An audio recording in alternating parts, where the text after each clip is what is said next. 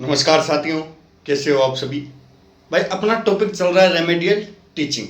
एक क्लास अपने ले ली, दूसरी क्लास आज है रेमेडियल टीचिंग की, उपचारात्मक शिक्षण। इसमें बालक का शिक्षा संबंधित उपचार किया जाता है। अगर उसको कमजोरी है पढ़ाई में, शिक्षण में कोई कमजोरी नजर आती है अध्यापक को, तो उसका किस प्रकार से ट्रीटमेंट किया जाता है, किस प्रकार से उसको सही किया जाता है, उपचार किया जाता है, उसको उसकी बौद्धिक क्षमता को बढ़ाया जाता है किस प्रकार से, इसमें अपन रेमेडियल टीचिंग में ये पढ़ते हैं। आज स्टार्ट करते हैं भाई इसको।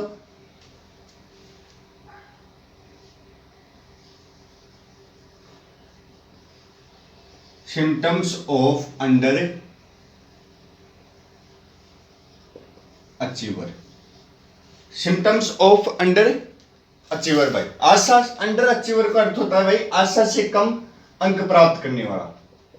आशा से कम सफलता प्राप्त करने वाला। समझने वाली बात है। सिम्टम्स ऑफ अंडर अचीवर, क्या क्या सिम्टम्स देखे जाते हैं। आशा से कम सफलता प्राप्त करने वाला अंडर अचीवर, जिसमें प्रॉब्लम है बालक में, उसमें क्या क्या सिम्टम्स टीचर देखता है जिससे उसको पता लगता है भाई इसमें कोई प्रॉब्लम है, इसको पढ़ने में थोड़ी दिक्कत हो रही है, इसकी बौद्धिक क्षमता में दिक्कत है। तो कौन कौन से ऐसे सिम्टम्स रहते हैं, कौन कौन से ऐसे लक्षण रहते हैं, तो उन लक्षणों के बारे में चर्चा करेंगे भाई। देखिए गौर से,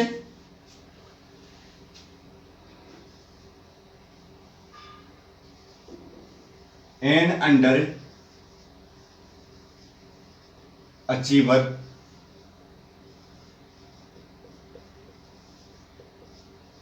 will give wrong answer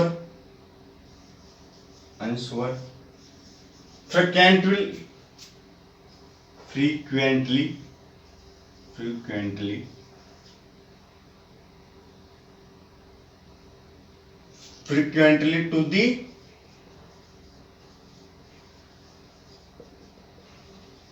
question asked।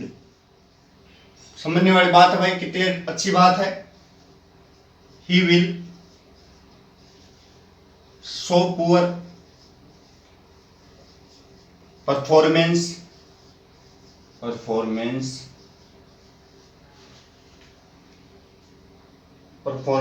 All regular in test.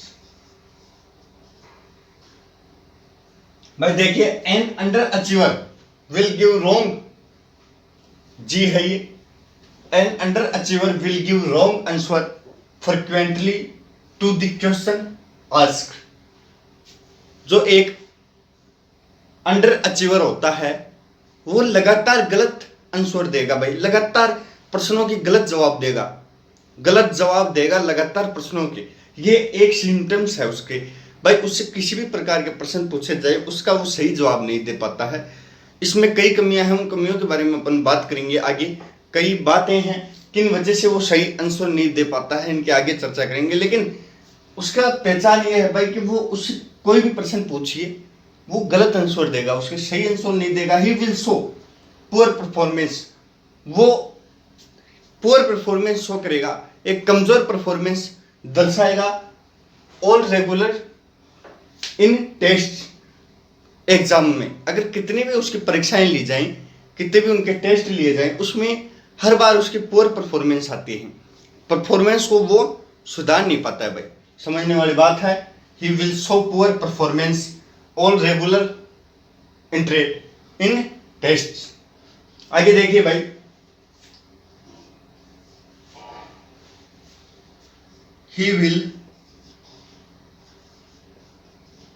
he will try to avoid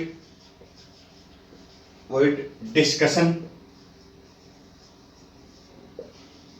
about academics भाई। he will try to avoid, वो ऐसा चाहेगा कि अवॉइड होना, क्या किस चीज को अवॉइड होना भाई, पढ़ाई से संबंधित आप डिस्कशन मत करो, इससे वो अवॉइड होना चाहता है। He will try to avoid, वो ऐसे टालना चाहता है पढ़ाई से संबंधित डिस्कशन को। पढ़ाई से संबंधित डिस्कशन वो टालना चाहता है भाई, ये उसके सिम्टम्स हैं।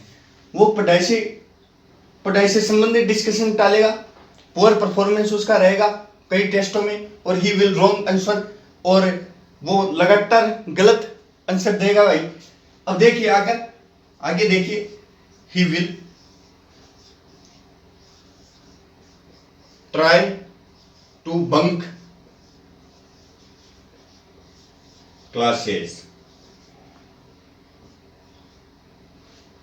ही will try to bunk classes, वो ऐसा चाहेगा कि वो क्लासेस न ले, वो अध्यापन संबंधी क्लासेस न ले, उससे छुपना चाहता है भाई। वो क्यों छुपना चाहता है? क्योंकि वो प्रश्न से सही जवाब नहीं दे पाता, लगातार उसकी ऐसे महसूस करता है कि भाई मेरी बेइज्जती हो रही है, मुझ में दिक्कत है, मुझ में कुछ समस्याएं हैं। ऐसा नहीं है कि भाई वो समस्याओं को सही नहीं करना चाहता है, सही करना चाहता है, लेकिन उसके कई कारण हैं। उन कारणों के बारे में अपन चर्चा करेंगे।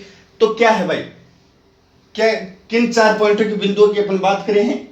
अगर पहचानना रहे अध्यापक को कि भाई कमजोर बालक कौन सा है, आशा से कम सफलता प्राप्त करने वाला बालक कौन सा है, तो an under achiever will give wrong answer, wrong answer देगा हमेशा, टेस्ट में भी पुअर परफॉर्मेंस करेगा, he will try to avoid discussion को अवॉइड करना चाहेगा, he will try to bunk classes भाई। ये उसके कुछ सिम्टम्स है, आप स्क्रीनशॉट लीजिए। आगे चलते हैं।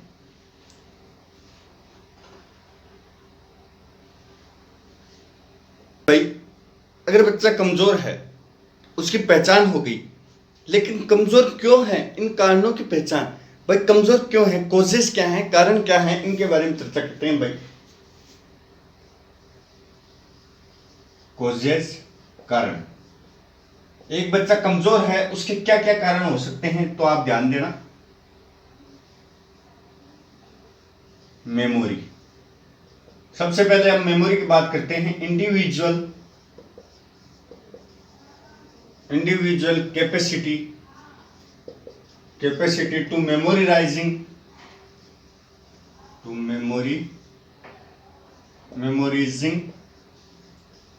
फैक्ट्स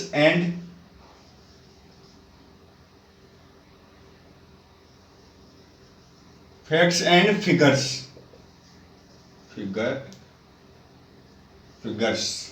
फिगर्स, तथ्यों और आंकड़ों को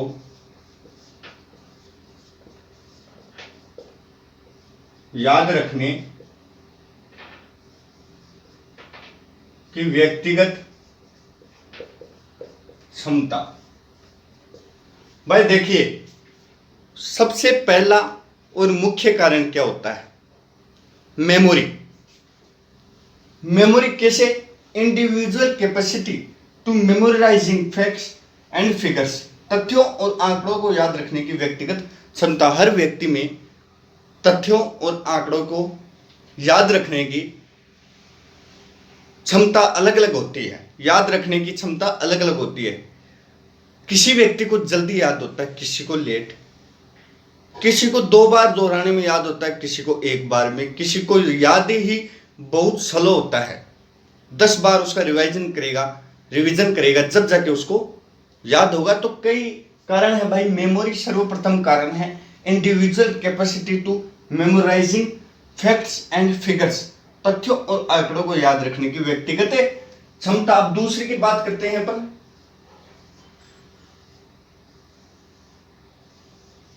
प्रेजेंटेशन डिफिकल्टीज।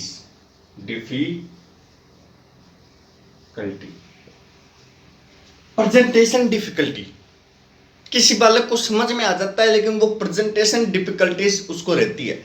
वो सामने उसको प्रेजेंट नहीं कर पाता, उसको बता नहीं पाता है, तो उसकी प्रेजेंटेशन डिफिकल्टीज कोजेस कारण जान रहे हैं हम।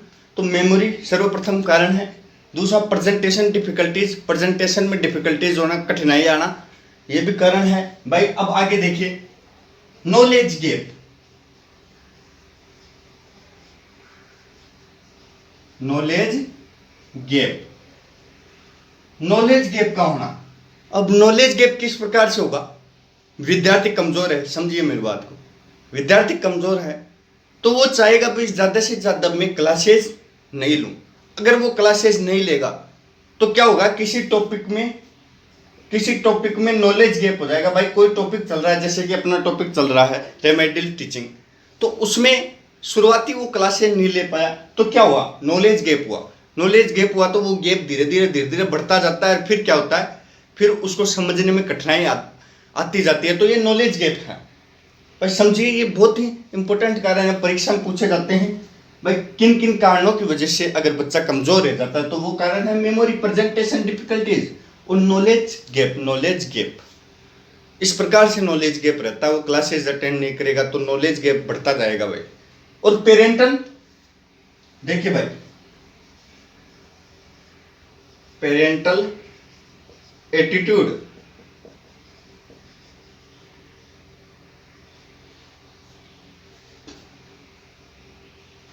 पेरेंटल एटीट्यूड, भाई पेरेंटल एटीट्यूड भी इसका मुख्य कारण है।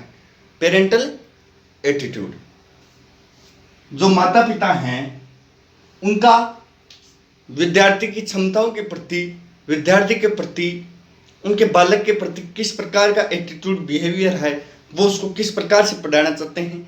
कई पेरेंट्स होते हैं जो गौर ही नहीं करते हैं। भाई विद्यार्थी पे गौर करना भी जरूरी है, अपने बालक पे गौर करना भी जरूरी है। कई पेरेंट्स गौर नहीं करते, कई पेरेंट्स ज़्यादा टॉर्चर करते हैं, आप ऐसा कीजिए, आप ऐसा कीजिए, उनको टॉर्चर ज़्यादा करते हैं, तो कई पेरेंटल एटीट्यूड भी होता है भाई। तो ये मुख्य कारण है memory, presentation difficulties, knowledge gap और पेरेंटल एटीट्यूड। इसमें टीचर का एटीट्यूड भी आता है। कई अध्यापक क्या होते हैं, कमजोर छात्रों को नकारते जाते हैं, इस वजह से भी उनके क्या होता है, टीचर का एटीट्यूड भी आता है। कमजोर छात्रों को नकारते जाते हैं, इस वजह से क्या होता है, गैप बढ़ता जाता है, नॉलेज गैप बढ़ता जाता है विद्यार्थी में, तो विद्यार्थी कमजोर होता जाता है। तो ये कई कारण हैं, आप स्क्रीनशॉट लीजिए।